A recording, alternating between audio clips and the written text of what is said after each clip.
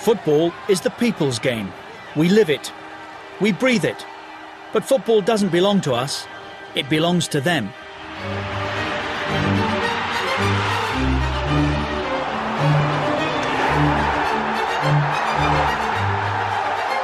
We watch in wonder, daring to believe. As we are the dreamers, they are the stars. This series takes an in-depth look at our idols, past and present. And this programme is a taste of things to come. They are the players we wish we were.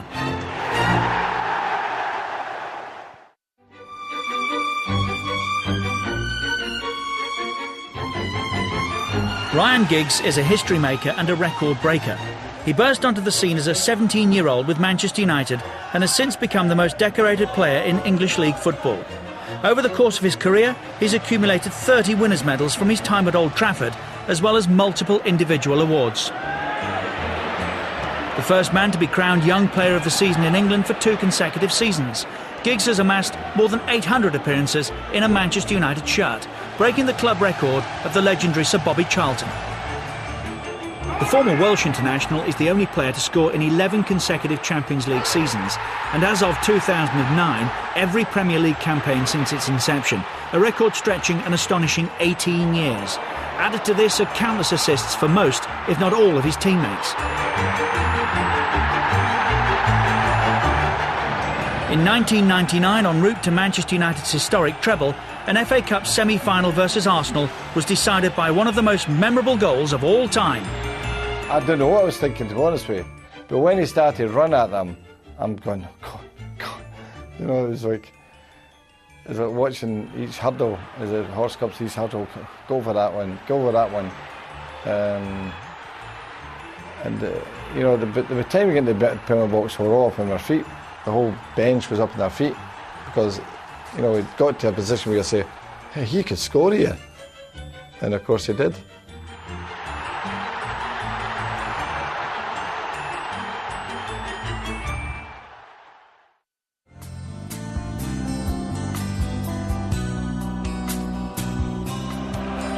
Born in Tuscany in 1956, Paolo Rossi occupies a special place in Italian hearts. Paolo Rossi was a great penalty area striker. When the ball came to him in the box, he'd score. 60 goals in 94 games for Vicenza ultimately led Rossi to Turin. With Juventus, he went on to win the League and Cup, Cup Winners' Cup and European Cup.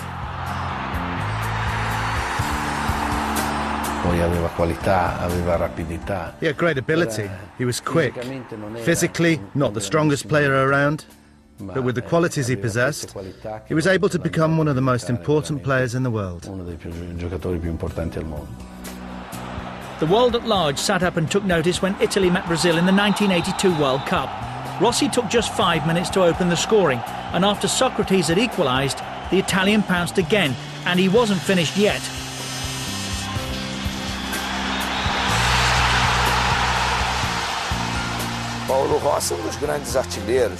Paolo Rossi was one of the best strikers in the world.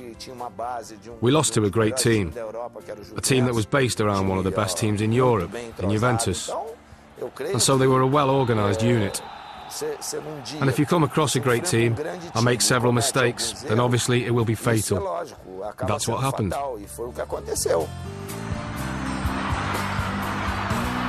Rossi's hat-trick against Brazil meant that in the semi-final, the Azzurri were pitted against Poland. The striker was on the mark again, with a goal in each half. Italy would meet West Germany in the final.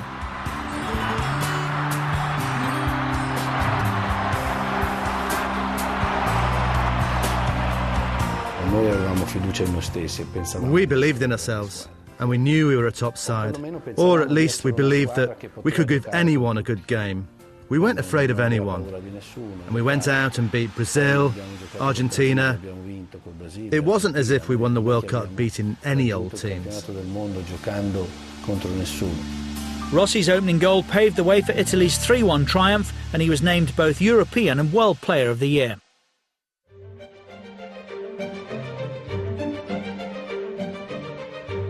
The short, squat physique, the magical left foot. It's little wonder Romania's Gheorghe Hagi was nicknamed the Maradona of the Carpathians. In only 97 league games, 76 goals for Steaua Bucharest led Hagi to Real Madrid, Brescia and Barcelona, though following a struggle with injuries, he moved to Galatasaray in 1996. His years in Istanbul were arguably his finest. As he grew older, he grew in stature to become one of the finest playmakers of his generation. The World Cup of 1994 was the pinnacle of Hagi's career. Scoring 3 times along the way, he led his team to the quarter-finals and was one of the players of the tournament. The driving force of Romania's national side for a number of years, he appeared in 3 World Cups during the 90s, and his 125 international appearances were spread over an impressive 17 years.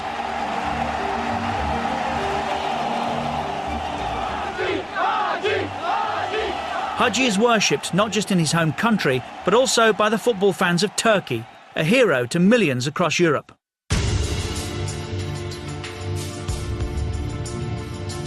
It's all about taking people on, getting good crosses in, scoring goals, and that's what he did, Luis.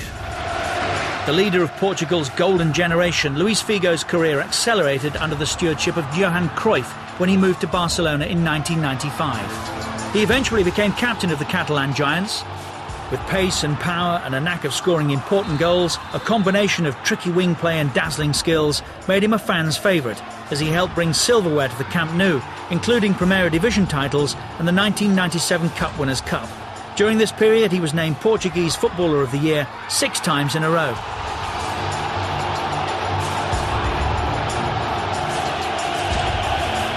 But in the year 2000, controversy raged when a world record transfer fee enticed Figo away from Barcelona to their greatest rivals, Real Madrid. The reception back at the Camp Nou was predictably hostile, but Figo himself ignored the furore and did what he did best. People harp on about that going back to Barcelona, but he's, I think first and foremost we bought him because he's the most fantastic player. The things that he did, it was the things that, even to this day and age, the players that cost the most money. In his first season at the Bernabeu, Real won the league title and Figo himself was named FIFA World Footballer of the Year. He went on to become a linchpin of Real Madrid's Galacticos, Zidane, Roberto Carlos et al., winning the Champions League in 2002. Luis Figo remains a symbol of that era and continued to illuminate stadia across Europe. With 127 international caps to his name, in his homeland of Portugal, he's widely acknowledged to be second only to Eusebio as the country's greatest ever player. In 2005, he moved to Italy, winning 4 successive Serie A titles with Internazionale. He announced his retirement in 2009.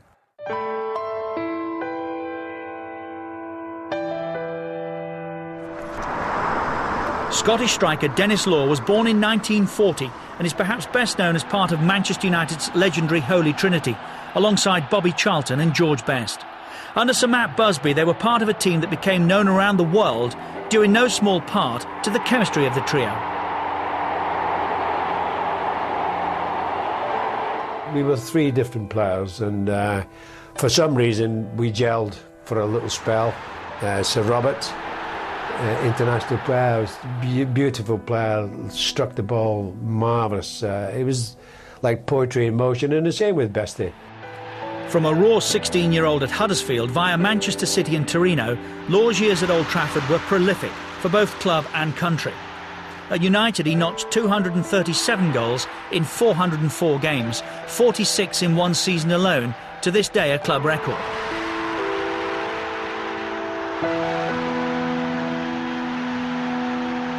He remains Scotland's joint top scorer alongside Kenny Dalglish, Law's 30 goals coming in only 55 international appearances. Nicknamed the Lawman, it seemed the only Scot to be named European Footballer of the Year could do no wrong. But in 1973, Law signed once again for arch-rivals Manchester City. On the final day of the season, back at Old Trafford, Law famously scored a goal that contributed to United being relegated to the then second division. It was the final match of his club career.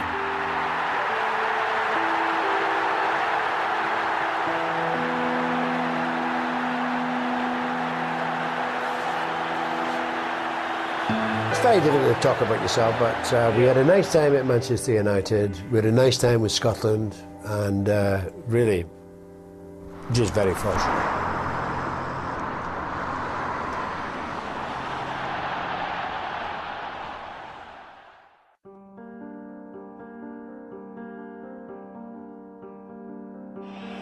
Brazil against Italy, the 1994 World Cup final, the deciding penalty, and it remains the cruelest of ironies. One of the game's greatest players is arguably best remembered for the worst moment of his entire career.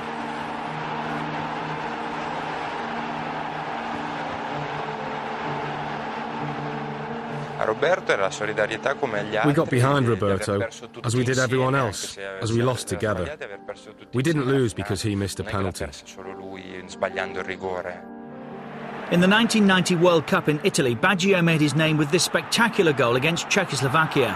His performances earned the playmaker a controversial move from Fiorentina, whose fans rioted at the news, to Serie A giants Juventus. Roberto Baggio was a footballing genius. There's no way you can claim otherwise. He made the difficult look so easy. In the following years, Baggio's performances earned him both the European and World Player of the Year titles. International success, however, remained elusive. Despite scoring 5 goals at USA 94, the Divine Ponytail would ultimately have to settle for second place. He was what Platini used to call the number 9.5. Not a midfielder, but not a striker either. I think Roberto played in an era where the player who played just off the main striker was not valued in the same way as today. He was definitely the best in the world in that position.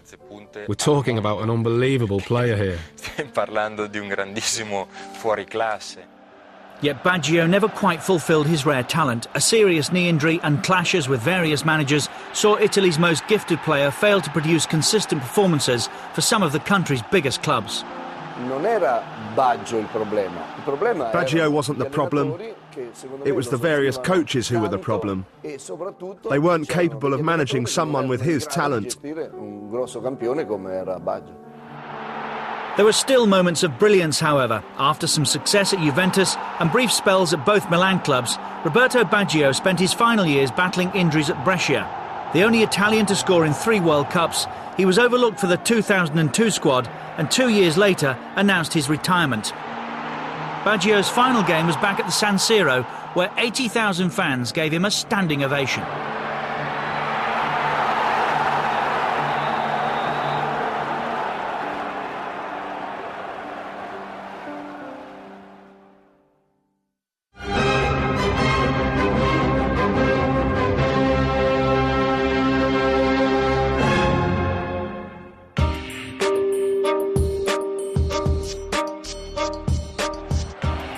His predatory instincts in front of goal earned Emilio Butragueño the nickname the Vulture.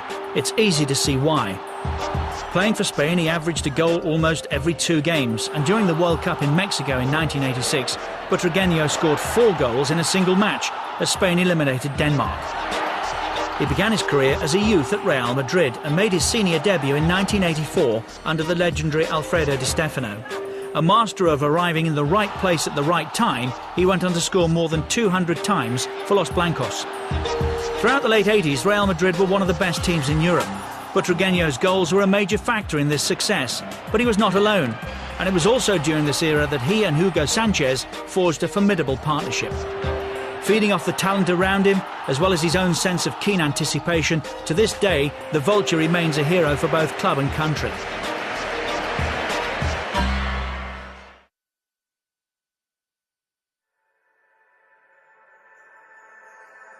In 2009, Thierry Henry found himself at the centre of a World Cup storm when his handball against the Republic of Ireland led to French qualification and Irish elimination. But there's no denying the talent in his feet.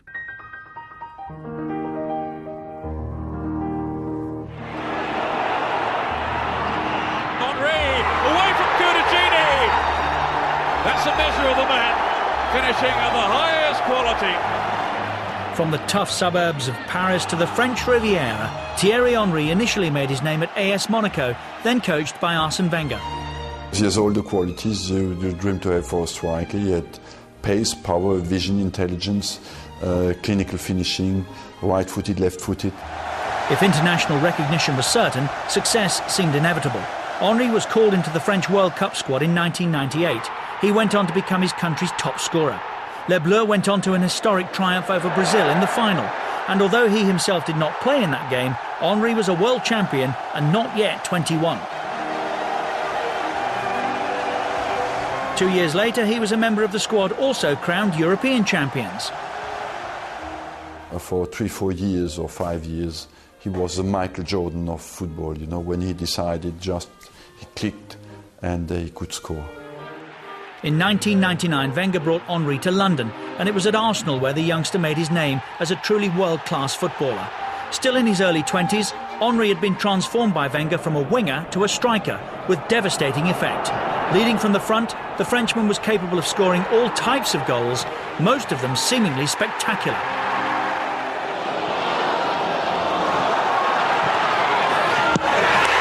Magnificent Arsenal goal! Who else but Monsieur Thierry Henry? Individual and team awards came thick and fast, and Henry was part of an Arsenal squad which remained unbeaten for an entire season, and in 2005 he became the club's all-time record goalscorer. He moved to Barcelona in 2007, and 2 years later made history again as part of the first Spanish side to win the treble, League, Cup and Champions League.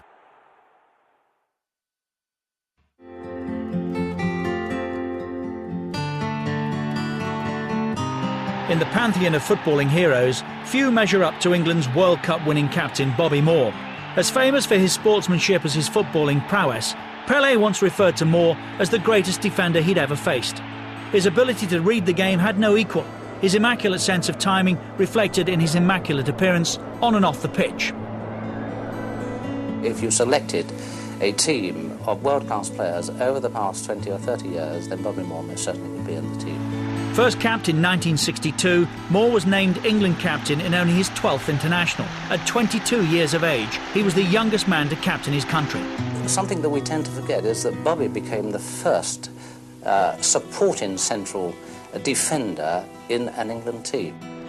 Whether snuffing out danger or launching counter-attacks, Moore possessed that indefinable quality of making everything look simple, finding time and space in which to play, no matter who the opposition. These were qualities which ultimately led to 108 international caps. At the feet of Moore, tackling became an art form. He had the vision to spot the killer pass as well as the talent to execute it. In the 1966 World Cup final, he twice set up Geoff Hurst to seal an historic England win.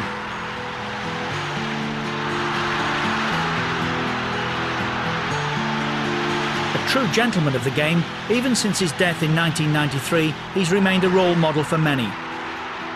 The sight of Moore raised aloft on the shoulders of his teammates at Wembley remains one of football's most iconic and enduring images.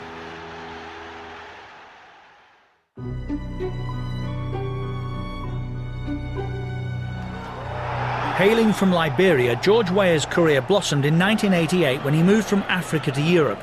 Initially at AS Monaco, his stature in the game grew considerably at Paris Saint-Germain, who he joined in 1992. Consistently on the score sheet throughout these years, his final season at the club saw him become the top scorer of the UEFA Champions League.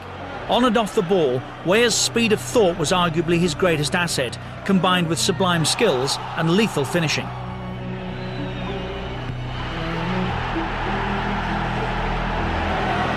Inevitably, the glamour clubs of Europe took an interest, and he joined AC Milan in 1995.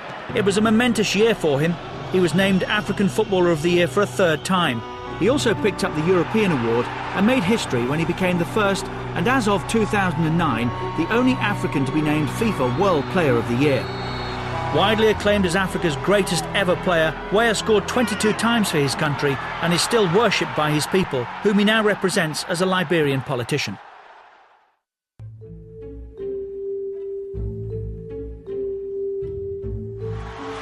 He was christened Ricardo, but like Brazil's most famous number 10, he's known to the footballing world simply by his nickname. As far as I'm concerned, the player who has the most similar style to me is Kaká. He's a guy who runs with the ball, takes it forward and knows how to play.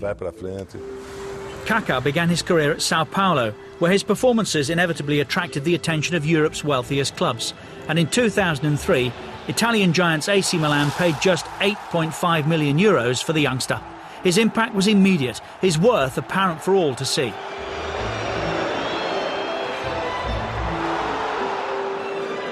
In 2005, despite a scintillating display against Liverpool in the Champions League final, Kaká and Milan left Istanbul with only runners-up medals to show for their efforts. The Rossoneri, though, would not be denied and were more determined than ever to regain their European crown. The young Brazilian was a driving force, and 2 years later, once again against Liverpool, Kaká himself supplied the pass for the winning goal in the final in Athens.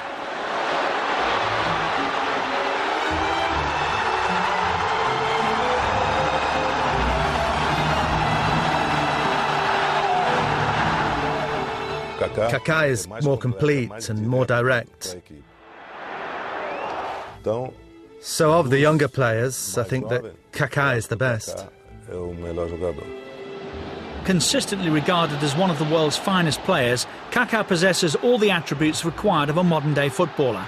Deceptively powerful, he combines strong running with deadly shooting, vision with awareness, and a formidable mental strength he attributes to his Christian faith.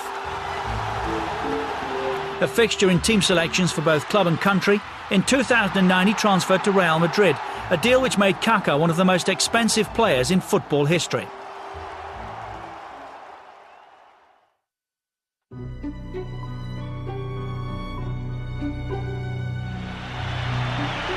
One of the greatest goalkeepers of all time, Dino Zoff, may have had a different story to tell.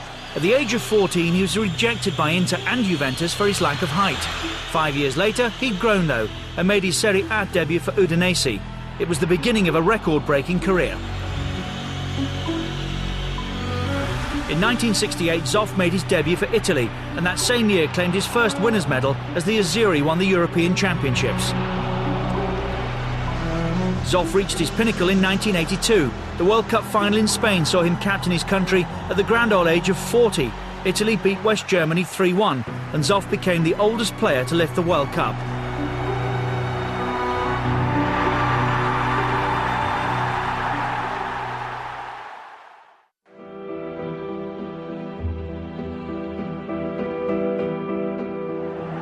With an astonishing 150 caps to his name, Germany's Lothar Matthäus was born to lead. A driving force for both club and country, his will to win knew no bounds.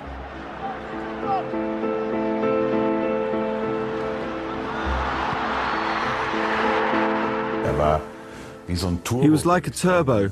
If he was ignited at the right moment, you could not stop him.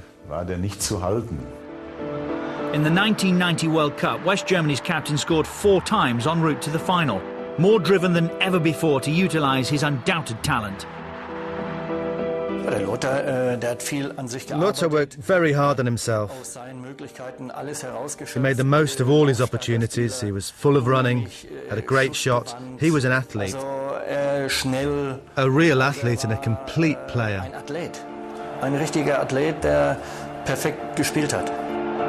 Former European and World Player of the Year, he was successful with both Bayern Munich and Internazionale.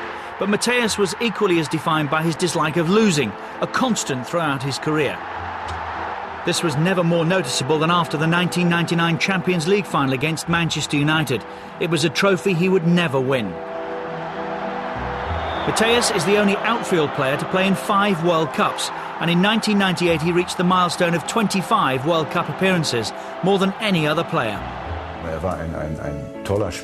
He was a great player, a world-class footballer. In 1990 he was world champion, and thanks to him the national team had a lot of success. Having played to the age of 39, the pinnacle of that success came in 1990, as Matthäus became one of the few men to lift the World Cup.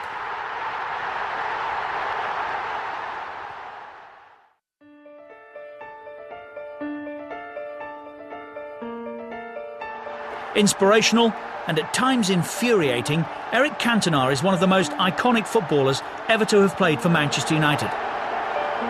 A mercurial figure, despite a dubious disciplinary record, there was no doubting his abilities on the pitch.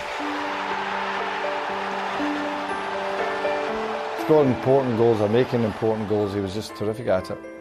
No, he was a charismatic figure for the players. I think that for all the young players, he was a great example. He was a great role model for the young players in terms of practice and preparing for himself for a game. And he did a fantastic job here. Somewhat nomadic in France, he found his spiritual home at Old Trafford. The only man to win back-to-back league titles for different English clubs, In 1994, Cantona was instrumental as Manchester United completed the League and FA Cup double, the Frenchman scoring 2 penalties at Wembley against Chelsea. We all loved him to be part of the team, and in the big games, I mean cup finals, semi-finals, derby games, when you're up against it, Cantona produced a bit of magic when it was needed. One such piece of magic materialised in the dying moments of the 1996 FA Cup final. Typically, Cantona had chosen the biggest stage on which to perform and became the first foreigner to lift the famous old trophy. Cantona! Oh, what a goal! Brilliant! No other word for it. He always did extra training. He'd always be first out to do his warm-up the way he would like to do it. If you want to get to the top of any career, you've got to be dedicated to that sport. Eric was great at that as well. After 4 league titles in 5 years, Cantona left Manchester United in 1997. To this day, his name is still sung by the Old Trafford faithful.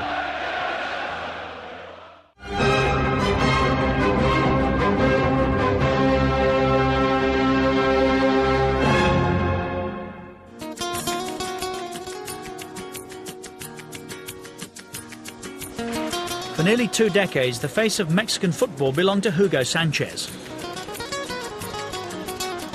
Known for his athleticism and acrobatics, Sánchez made his global mark, like many others before him, when he joined Real Madrid. Already the holder of the Pichichi Trophy, awarded to La Liga's top scorer, his first 5 years at the Bernabeu brought 5 successive Primera Liga titles and 4 more Pichichi trophies. His trademark somersault celebration became a familiar sight. On the international stage, Sánchez was less successful, though 29 goals in 60 appearances was no mean feat.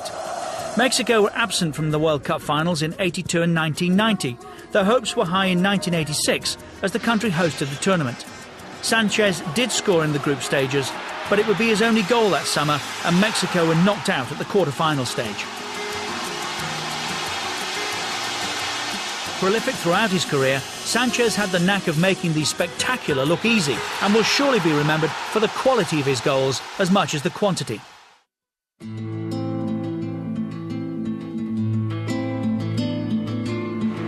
When Johan Cruyff took up the management reins at Barcelona, he set about building what became known as the Dream Team. Essential to his plan was Hristo Stoichkov. The Bulgarian was known for his explosive acceleration, matched occasionally by his explosive temper. His talent as a goalscorer was undeniable, but in order to adapt to his new surroundings, Stoichkov had to make 1 or 2 alterations to his game. He came to Barcelona. He was the king of Bulgaria, and he came there, and in the beginning he was trying to do some of the things he did there. And we said to him, oh, you have to be a part of a group. If you want to that, will have everything here. Once those changes had been made, Stoichkov and Barcelona never looked back. The Catalans won 4 consecutive league titles, as well as the 1992 European Cup, and in Romário, Cruyff had found the perfect partner for Stoichkov. The Bulgarian had become a firm believer in the Barcelona ideology. He also realized after a couple of months, well, you have to be part of a group, because it's the group who are doing the things. Because one time I'm playing good, next time it's you, the next time it's him. His finest hour on the international stage came in the United States at the World Cup of 1994. Stoichkov led Bulgaria to the semi-finals, scoring 6 goals along the way, making him the tournament's joint top scorer. That same year, he was named European Footballer of the Year. Like Rivellino and Maradona before him, Stoichkov did everything with his left foot, but more often than not to devastating effect. A free-kick specialist as well as a predatory striker, he played 83 times for his country, scoring 37 goals along the way, and in 2004 he was appointed coach to the national team.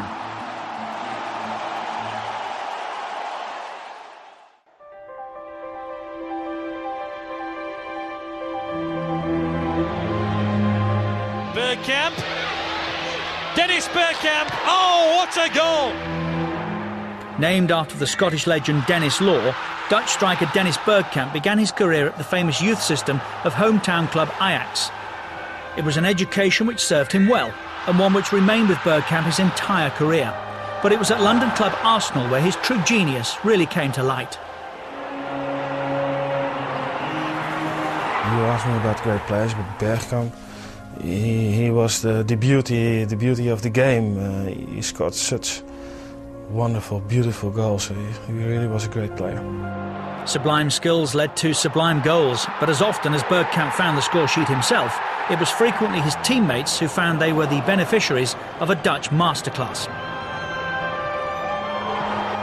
The man has definitely been touched. He's just a football genius. He's a master.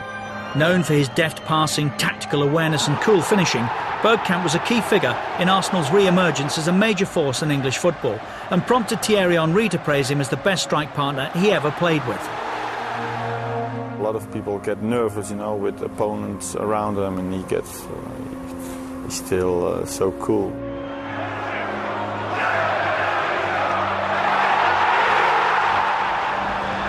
Internationally, Bergkamp never enjoyed the success his talent deserved. Despite playing in several major tournaments with the Netherlands, silverware remained elusive. Now second to Patrick Kluivert, for a while he was Holland's top scorer with 37 goals in 79 appearances, many of them blessed with true brilliance. A great player with great technique and also good speed, and a fantastic player to play with. I played early on in his career for the first team, and he was always going to be a superstar. Second only to Kenny Dalglish in the Liverpool Hall of Fame lies the very heartbeat of the club. Steven Gerrard is Liverpool's captain and driving force, amazing and inspiring in equal measure. First impressions pointed towards his destiny. You didn't have to be a manager to nurture him, to bring him into the team. It was, the fella outside could have brought him into the team because you knew he was that good, that there was nothing going to stop him. Born and bred in Liverpool, Gerrard spent a decade at the club before making his senior debut in 1998. Within 3 years, he was a key figure in Liverpool's cup treble of 2001. He scored his first international goal in England's memorable 5-1 win over Germany in Munich and has gone on to win more than 70 England caps. For Liverpool, Gerrard was further galvanised by the captain's armband. When you're the captain of Liverpool Football Club, it's not just the captain when you put the armband on the pitch, it's off the pitch, around the training ground, it's around the stadium, it's when you're at home, it's when you're doing everything every day in your life. You've got a responsibility, you've got to make sure you give it your best shot. Leading by example, miracles have become the norm. When hope begins to fade, Gerrard's belief grows even stronger.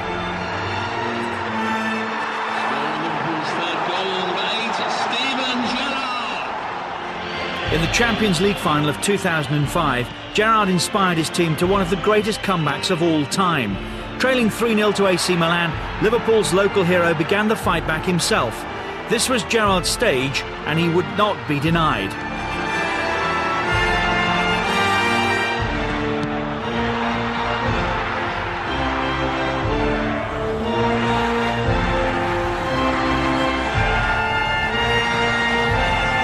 The skipper again came to the rescue in the following year's FA Cup final, twice. In comes Gerrard! And they are back on level terms. Gerrard! Oh, goodness me! What a strike from Steven Gerrard! FA Cup final winners, Liverpool! Irreplaceable and at all times irresistible, Gerrard's fierce determination and will to win know no bounds. To Liverpool supporters, he's one of their own, a true local hero.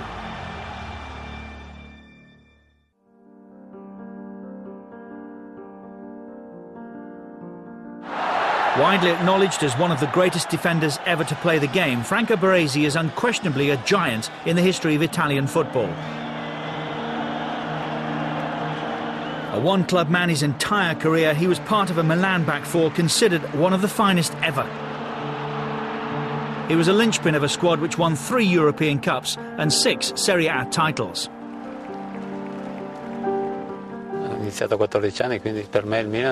I've been here since I was 14, so Milan means everything to me. It's like my second family here, an adoptive family. In a country where defence was a priority, Baresi was second to none and proved himself a master of reading the game. Time and again, the world's best strikers were thwarted as Baresi made the difficult look simple, combining tough tackling with exquisite timing.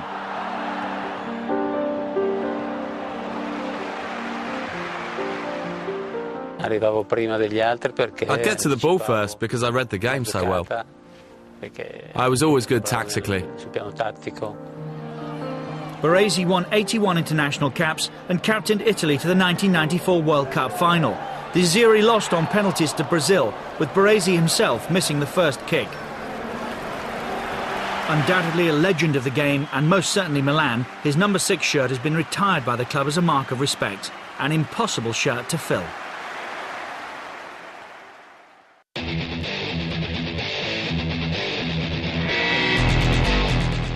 Maybe someone's don't like me, but because maybe I'm too good. Cristiano Ronaldo is a bona fide superstar, blessed with searing pace and power. He's known for his quick feet and dribbling skills, tricks and flicks, and goal-scoring prowess. He won his first major trophy for Manchester United, aged just 19, his goal helping the club to win the FA Cup final. Never short of confidence, Ronaldo has grown in stature every season. His finishing ability makes him both a threat inside and outside the area, from open play or free kicks. Inspired by the famous number 7 shirt of Best and Cantona, in 2007-8, an incredible 42 goals in all competitions led ultimately to the Ballon d'Or, Manchester United's first recipient since George Best. I think he's brilliant. I think he will only get better. I don't think they've got anyone who can replace Ronaldo at the moment. He's unstoppable at times, isn't he? In 2009, he signed for Real Madrid for a world record £80 million.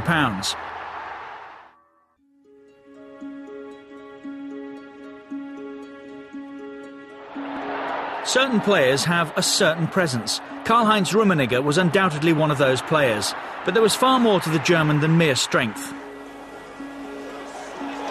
Initially known for his dribbling skills, once Rummenigge proved his striking ability, he continued to do so for the remainder of his career. The goals flowed for both club and country, but much to his chagrin, his favourite strike was the one that got away. The best goal I ever scored was disallowed. It was a goal at the San Siro for Inter Milan in the return leg against Glasgow Rangers. It was an incredible goal. I realised I couldn't reach it with my head, so I turned myself in mid-air. I caught the ball fully, and it went into the top corner. The German referee Volker Roth disallowed the goal. Und damals deutscher Schiedsrichter Volker Roth hat das Tor aberkannt. The early to mid-80s saw the German at his peak. It was during this period that the 2 times European Footballer of the Year was widely recognised to be vying with Diego Maradona for the unofficial crown of the world's best player. Rummenigge scored 45 times in 95 international appearances, and despite his goal in a thrilling World Cup semi-final against France, West Germany went on to lose to Italy in the 1982 final. 4 years later, again in the final, Rummenigge's goal ignited a West German fight back against Argentina, though it was not enough, as Maradona inspired his country to a 3-2 win. Rummenigge, however, will always be remembered as a legend of German football.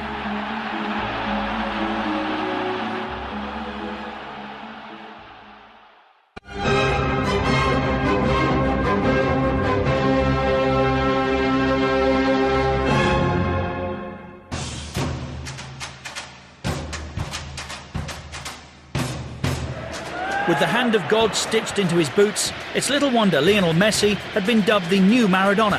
But ever since Barcelona signed him as a boy, Messi has lived with the label, and in some style.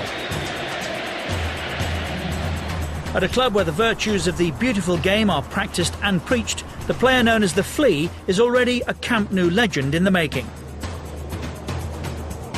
Messi broke into Barcelona's first team aged just 17, and like his hero Maradona, quickly became a fan's favourite. Skill, control and vision, and all done at blistering pace. With the ball at his feet, the youngster bears more than a passing resemblance to his idol, and is complemented further by the talent surrounding him.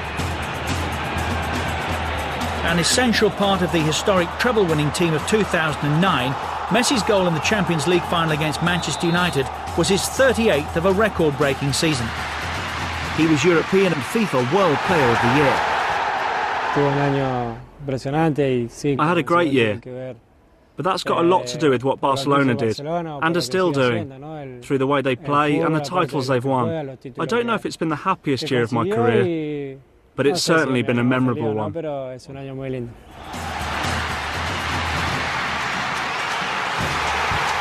A fixture in the Argentina team since making his debut in 2005, Messi is also an Olympic champion, claiming a gold medal in Beijing in 2008.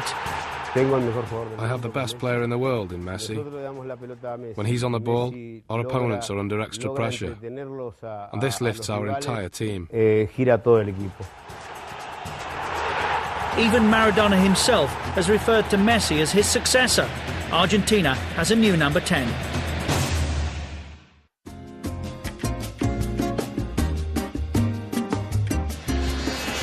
Think of Brazilian football in its purest form, and it's hard not to think of Sócrates, a player who epitomised the beautiful game. Famous for smoking 2 packets of cigarettes a day, he was never considered a natural athlete. Yet the willowy playmaker made up for it with a rare intelligence and distinctive footballing philosophy. Someone who thinks doesn't run. Someone who runs doesn't think. A doctor of both medicine and philosophy, Sócrates is perhaps best remembered as captain of the finest Brazilian team never to win a World Cup. His graceful running was at the heart of a side that scored at will and dazzled all before them with a thrilling brand of fluid attacking football in 1982. Yet the favourites crashed out to the eventual champions Italy, a result that shocked the world of football. Sócrates came to prominence at Sao Paulo giants Corinthians in the late 70s and early 80s. He inspired the club to 3 regional titles. Pelé once stated that Sócrates played football better backwards than most players going forwards. On the pitch, he was as imaginative as he was intelligent. Off it, the chain-smoking, beer-drinking intellectual doctor was something of a revolutionary. A footballer has a lot of power. It's the only job where the employee has more power than the boss. He has the masses in his hands. Sócrates used his power to found Corinthian democracy. Everything at the club was now decided by vote, from the daily training schedule to the club's transfer policy.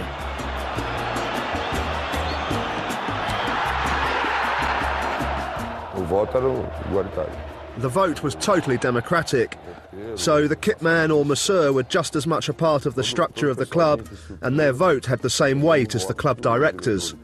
Or the third-choice keeper had the same say as me, captain of Brazil. In 1984, the movement drew a stunning 1.5 million people to a rally in the heart of Sao Paulo, demanding a democratic presidential election. Sócrates vowed to leave the country if the motion wasn't approved, but the rally failed. Corinthian democracy disbanded, and he kept his promise. I went to Italy mainly due to a political decision of mine, as there were things going on back home. That's why I left. Otherwise, I'd never have gone. I simply had no interest. I spent 1 miserable year there and came running back. My life is definitely here in Brazil.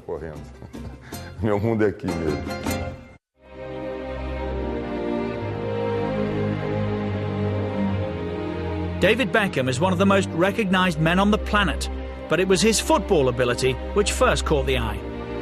Control, passing, people don't mention that, they just talk about his crossing, his free kicks.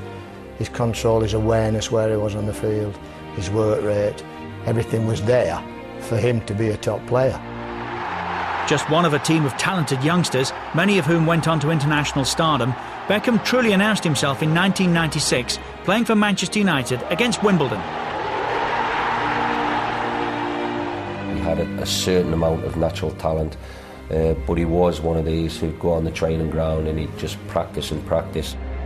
Such dedication brought handsome rewards. With his club continuing to dominate English football, Beckham's reputation grew. International recognition was not long in coming. He made his mark on the World Cup in France in 1998. The elation, however, was short-lived. Pilloried in his own country for an act of petulance against Argentina, 3 years later, the villain turned hero. Now captain of England, in the final World Cup qualifier against Greece, he led his team by example with a truly singular performance.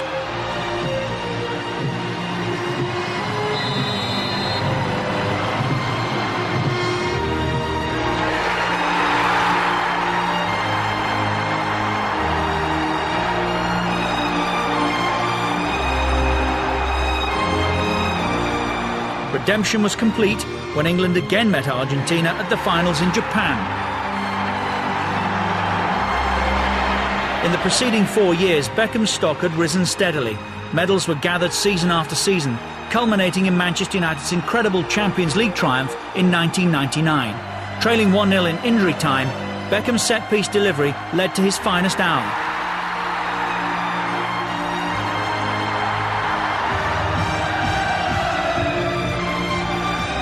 For the next 4 years, he cemented his reputation as a leading world player, not least as a dead ball specialist for both club and country. In 2003, he joined Real Madrid, another Galactico to grace the Bernabeu. A spell in the US followed at the LA Galaxy before Beckham secured a loan deal to AC Milan. The move helped prolong his international career, so much so that in 2009 he became England's most capped outfield player and remains the only Englishman to score in 3 World Cups.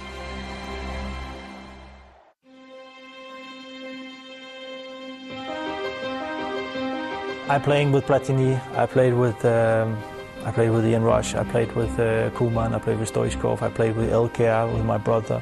So many great players in Ajax also, but if you talk quality, there's nobody like Romário. He was simply fantastic. The little South American was indeed a special talent. After 4 years at Rio's Vasco da Gama, Romário de Sousa Faria left Brazil for Europe, where he settled in the Netherlands. For PSV Eindhoven, he scored an astonishing 98 times in 109 games. Yet for some people, that wasn't enough. Maybe some thought, well, he's fantastic, but yeah, scoring goal in Holland is not the same as in Spain. And he came saying, oh, well, I will score 30 goals. And he scored 30 goals. Romário is now at the peak of his powers. Johan Cruyff's dream team regularly dismantled opposition of the calibre of Real Madrid and Manchester United. And in 1994, FIFA named him their World Player of the Year. With the likes of Michael Laudrup also on top of his game, Cruyff had concocted a recipe for success Romário, it seemed, could hardly miss. We've been playing together for maybe 2 games, and then it was like we have been playing together for 2 years because the understanding was so natural.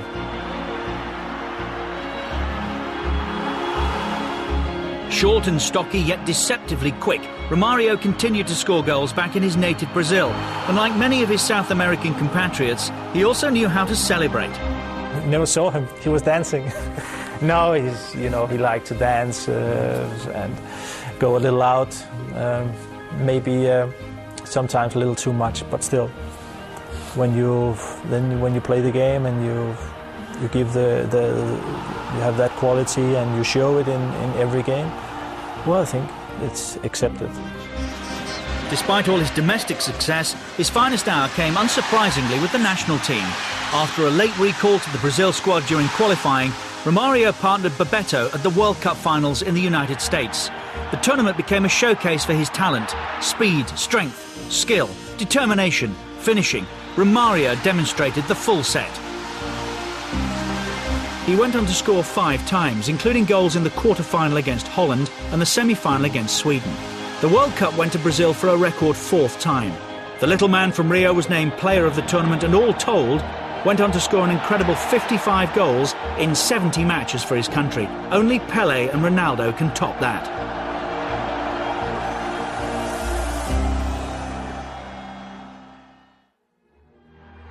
From far and wide, from past to present, football's greatest players exist on a higher plane. But they, like us, remain football fans, and the game's biggest names have their own favourites. If you gave him an inch, it was a disaster for you. Not only a brilliant player, but a great goal scorer too. Amazing qualities. I mean, right footed, left foot, he's ahead. He was very intelligent. We were playing with him, and it was an honour for us, and we were really excited. He was inspired in that World Cup. I think a saint was watching over him. He was the most complete player in history. He turned out to be a phenomenon, first as a footballer, then as a human being. Extraordinary. I never really saw Pelé play that much. Perhaps he was better than me. But my mother says I was the best. In the weeks to come, 25 more players are looked at in depth. Triumph and heartbreak, rises and falls. The debate continues to rage. Just who is football's greatest? Anywhere in the world, they ask you the same questions, they ask you about the same players. You can't help it because they were made to be talked about.